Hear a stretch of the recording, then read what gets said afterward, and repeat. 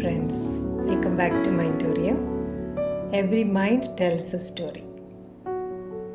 Have you ever noticed how some ideas become so popular that we stop asking questions about them? It can be from our friends or social media or even movies. When we hear a statement over and over, we accept them as facts, especially if it is from different sources. No, so one of those ideas about the human brain is that we use only 10% of our brain. Is it true? It's fascinating, isn't it? If we use only 10% of our brain, what happens to the rest of the 90%? What do we do with it? If we have a chance to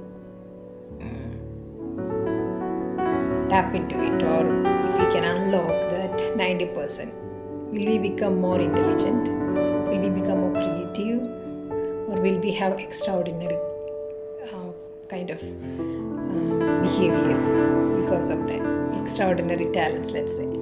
So, before we go into it, because we don't, here in Mindorium, we don't just accept statements, we want evidence, isn't it? It's nice to know what is the science behind this play. So let's go into that. And just before that, I would like to share with you a little story that I have heard. It's a real life story, okay? So there's a thing for it. So this happened in 1848. It's a story about a man whose name was Phineas Gage. He was a railway construction foreman. He was supervising the work as usual. A fine day, he got an accident. The accident was an explosion, and then a big iron rod went through his skull. It was very, very, very severe accident. People thought that he would die, but amazingly he survived that accident, and then he could talk, he could walk, he became to his normal life. He could even recognize people. There was no other problems with his life. But then one change that the family noticed, or his relatives was noticing, was his behavior had changed. Now that was a very strange thing, because till then the brain was regarded as one of the physical organs that helps human being to carry on with their daily life. So emotions or behavior was never connected with the brain. Now what happened? So this was like a kind of a big eye-opening for the scientific world. The scientific world turned into question: what is the connection between the brain and behavior? So that was a very, very curious question, and then people were excited about it. Are we also not excited? Why then do we behave the way we do? Does brain play a role in it? So let's see what happens.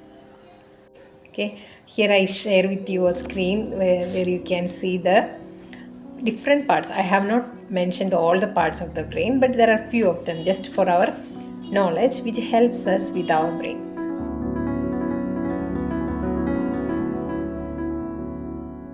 So we have here the frontal lobe. The frontal lobe is situated right behind our forehead. That helps us for decision making, problem solving, and it controls our behavior. So that's one part of our brain that of course it doesn't first of all, let's say the brain is an organ that's not only doing only one thing. Okay, it's a teamwork. There are a lot of nerves that work together and they communicate with each other, and that's how the messages are being transmitted from different senses, and then the brain gets that information, and then it processes that information, gives back messages that has to be carried out with the rest of the body. That's how the brain works. So in emotions also. When, let's say, when we hear, let's say there's a vehicle coming against us, so what does how does the brain get this information? Of course through the eyes and ears, of course, because we hear the noise of it. And so those messages, or the informations is being forwarded to the brain as electrical or chemical messages. So that is being understood by the brain, and then the brain, particularly this part of the brain which is frontal lobe, makes decisions about what we should do. Should we move this way or that way? Then decision is being made, and that message is being given back to the rest of the body. The body keeps according to the command of the brain, the body moves. Okay, that's how the physical thing is happening. How does the emotions happens with that? So there is another place in our brain which is known as hippocampus. Hippocampus helps us to create new memories. So you might have seen some people have memories about their past. They remember everything from the past, but if someone asks them, did you have your food, they will tell, no, I didn't have, because they have forgotten that they have eaten. So this is also part of a brain thing, because some part of the brain, maybe the hippocampus got injured, or it is it's not functioning properly, and then they lose their memory capacity. So in our brain there is a place called hippocampus that helps us to create new memories. Okay, so another very interesting part of our brain is called amygdala. Amygdala is one of the place where, of course, it's not functioning alone, but with the help of the some other parts of the brain, the amygdala helps us to uh, manage emotions such as fear. Now, when we find a snake or something, we know we have to make some decision. Our body reacts differently. Like our heart rate increases, mouth becomes dry. Then we decide whether to run away or to kill that. There's two things that the amygdala make us to do.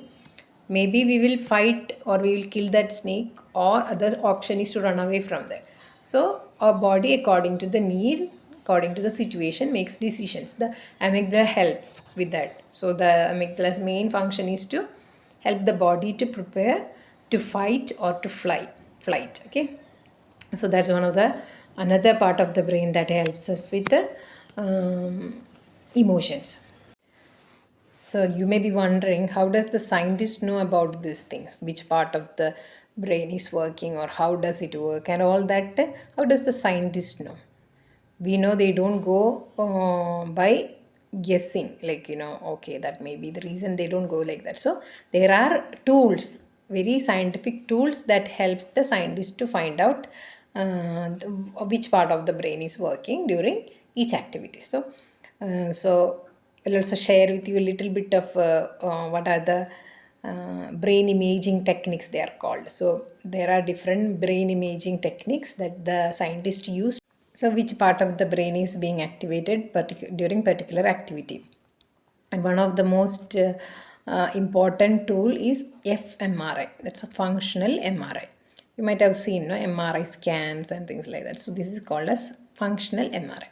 It helps researchers to observe which brain region becomes more active while a person is reading, remembering, solving problems, or experiencing emotions. So this particular scan, a functional MRI, helps the scientist to find which part of the brain is being activated during particular activities. And also there is also activities goes on in our brain when we are at sleep.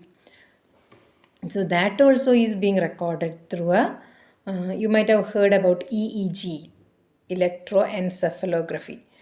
So it records the brain's electrical activities and helps understand what happens while we are awake and while we are asleep. So when we are sleeping, the range of our brain is one, and when we are falling into sleep and when we are in deep sleep, all these this can be measured through EEG, electroencephalography. Okay, maybe a little long word, but it's a interesting topic, so that those word does not stop us from learning it.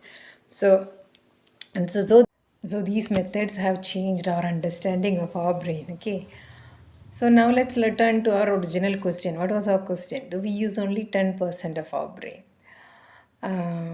So with all these scientific findings, and if you have to ask the scientist about our usage of the brain, the answer would be scientific evidence would say no. We use uh, very many parts of the brain even at the same time. No, so we can't say we only use certain part of the brain, but we use uh, different parts of the brain at different times, or even in the same time, when it according to the functions of what need to be done accordingly, those um, parts of the brain works. So it's a real amazing organ in our body, that is a brain.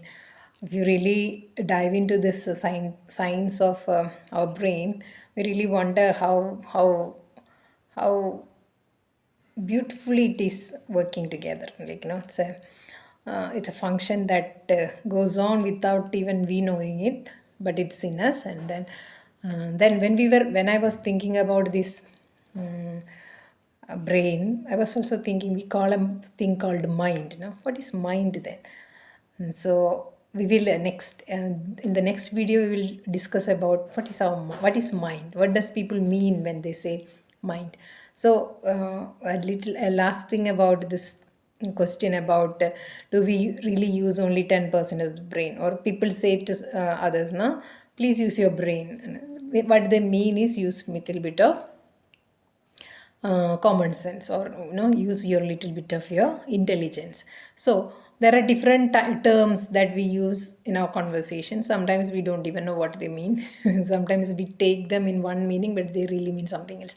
So it's very interesting, isn't it? I hope you enjoyed this little journey. If you have any informations to add to this, what we shared here, please feel free to join. Please share it in in the comment box. I'll be happy to hear and to understand those elements also. Uh, and so when people talk about, can we improve our intelligence, can we is there anything that we can do with improving using our brain? Or when we talk about improving, what is there in our brain is it's there. Can we like with the people say, no, with the practice we can master many things. So it's also like our muscles, like some people they go to gym and they improve their physical health, and some do meditation, yoga, and all to improve their mental health. So like that, we can do one thing about the capacity of the brain is the, so we cannot change simply the size of the brain or the percentage of the brain we use, but we can improve our brain functions through learning and practice. Okay, so we don't use only 10% of brain. Does that mean we can't improve it? No, we don't mean that. And what we can do is, every time we learn a new skill or practice an instrument, something like that, it changes the brain. So that is a scientific finding also. It's called as neuroplasticity. It's a ability of the brain's ability to adapt by strengthening existing connection. That we told earlier, no, the nerves in the brain is connected to each other, and that's how they transmit information. So when new things are learned, when people do study some instruments or they learn something new, their brain wiring change. There we go. We have come to the final part of our episode. I would like to brief you with one little thing. The thing is that our brain changes through what we do every day. So take care of your brain, learn new things, practice it, and that helps our brain to stay more healthy, more younger maybe. So wish you all a happy week, and see you in the next video with a new question connected to this our brain and mind, things like that. So if you have any questions, please share it, so we will find scientific evidence to it. Now when we say about this, we are not talking about all questions have got scientific answers. No, I'm not talking about that, but we are interested in knowing what is already being discovered by the scientists, that we would like to know. And then we will keep asking questions. Who knows, the one who is watching this video also may start thinking and find become a scientist. So that is also a help that we can provide to this universe, isn't it? So let's keep asking question. Let's keep thinking, why, who am I, and what am I? Why do I do what I do? All that. So nice, friends. We will meet again in the next video. Thanks for watching.